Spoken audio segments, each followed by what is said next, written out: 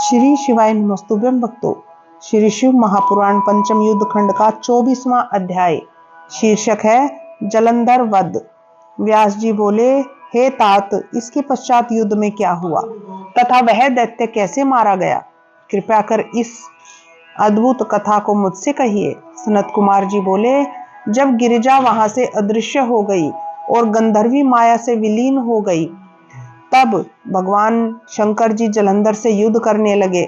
जलंधर शंकर के बाणों को काटने लगा, परंतु जब काट ना सका तब उसने उन्हें मोहित करने के लिए माया की पार्वती बना अपने रथ पर बांध लिया, जो शुंभ निशुंभ द्वारा वध्यामान थी और विलाप कर रही थी। तब शंकर जी को बड़ा क्रोध आया और उन्होंने ज्वालायमान भयंकर रौद्र रूप धारण कर लिया। अब उनके रौद्र रूप को देखकर कोई भी दैत्य उनके सामने खड़ा होने में समर्थ न हो सका और सब भागने छिपने लगे। शिवजी ने उन्हें भागते हुए शुंभ निशुंभ को शाप देकर बड़ा धिक्कारा और कहा, तुम दोनों बड़े ही दुष्ट हो। भागते को मारना पाप है, इससे मैं तुम्हें अब नहीं मारूंगा, परंतु गौरी तुम्हें अवश्य मारेगी।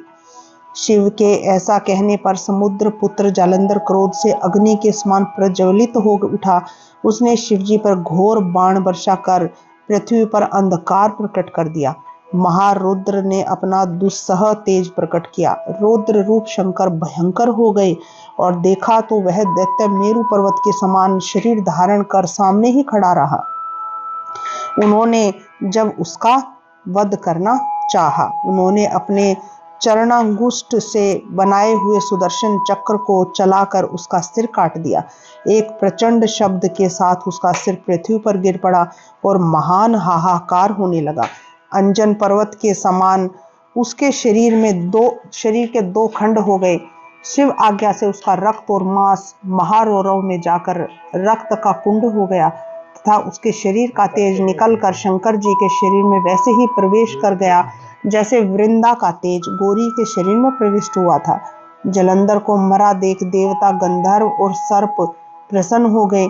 इस प्रकार उन अनंत मूर्ति के द्वारा सागर पुत्र के मारे जाने पर सभी प्रसन्न हो गए।